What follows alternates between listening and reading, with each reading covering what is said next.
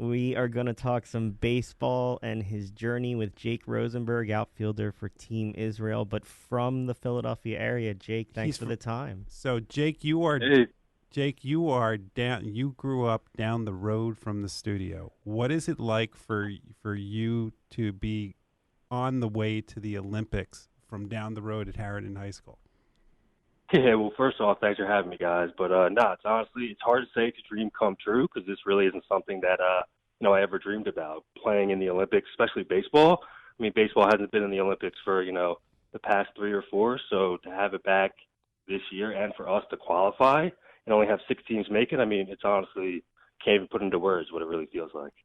You actually had no idea when you moved to Israel that you'd even be playing on the national baseball team. Now you're a participant in the first team sport that Israel will play in since 1976. Tell me what it's going to be like for you to walk in those opening ceremonies representing your country.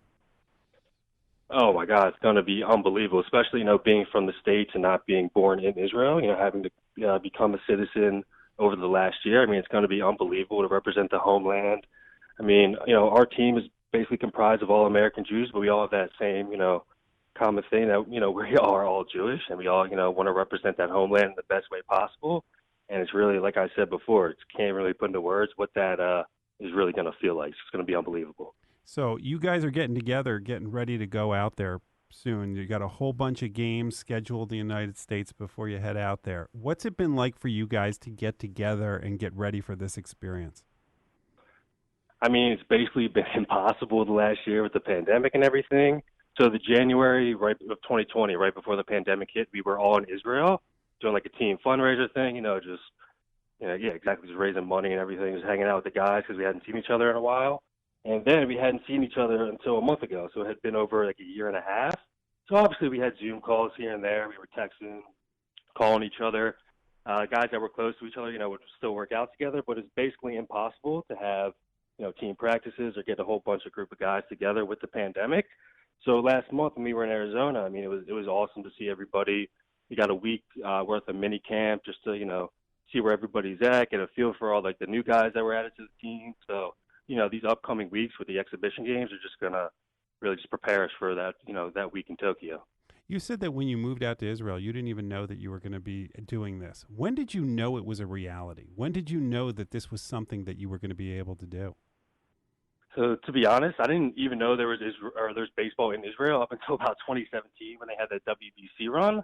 So after college, I kind of went to Israel. I knew I was going to coach the national teams, but I didn't realize that there was a national team for my age. And I was playing out there in a men's league, and then after a couple months of being there, they told me about this national team that was going to try to make the Olympics. And I thought to myself, I'd be an idiot, to turn this down. What a cool opportunity that would be.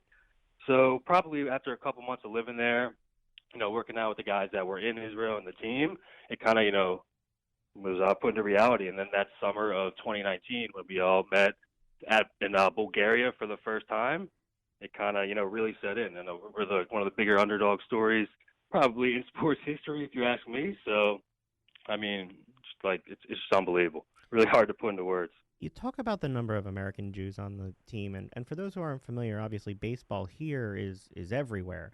Baseball there's 1,000 Israeli children that play baseball in the country, and there's one regulation field. Can you talk about what it means to basically raise the profile of a game for a country, and you directly not just playing, you've been teaching these kids and passing on those skills. What does that mean to you? Right, so it really does mean the world to me, just to be able to pass down my knowledge and my skills to people and kids who, didn't really have any mentors or anybody to look up to. Obviously, there's no professional league in Israel. A lot of those kids, yeah, they can watch some major league games, but, they're on at 12, 1 o'clock in the morning.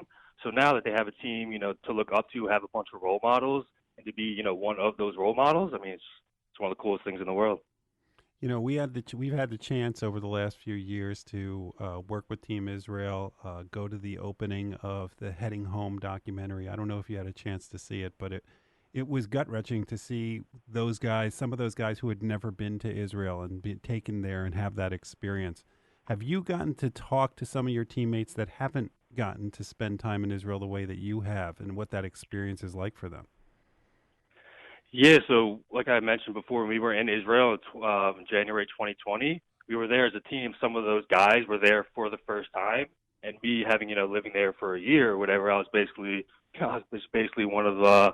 So I'd be showing them around and everything. We just kind of talked about the different perspectives of how we saw the country. Obviously, they saw it from an outside perspective, and the fact that I was living there for a year, I kind of had a little bit more. I had a little bit more knowledge of what was going on, and was able to share everything baseball and not even baseball related. Just news that was going on in Israel and the Jewish world, and it's the way we all got kind of connected. This Olympics is a little bit crazy having to wait a year. I know you talked about the difficulty in getting together and training. What's it been like for you, an athlete, just having to wait a year to be able to do what you thought you were going to get to happen last year?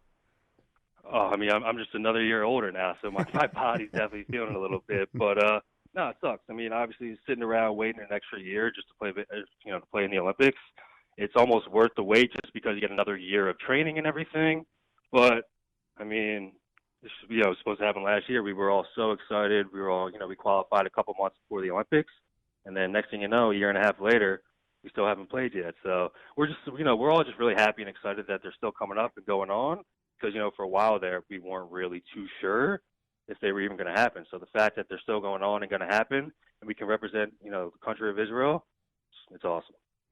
What do you think it's going to be like for you to walk out and actually be at opening ceremonies? Have you tried to envision what that experience is going to be like? I've tried to envision it, I've tried to dream it, and I truly have no idea. I can't really think of what that's going to be like, other than probably the greatest experience of my life.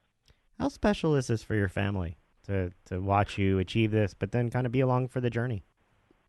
No, yeah, very special, especially, the Jewish heritage, playing and representing Israel as a country. I mean, no one ever thought that I would live in Israel, let alone represent Israel on a national stage.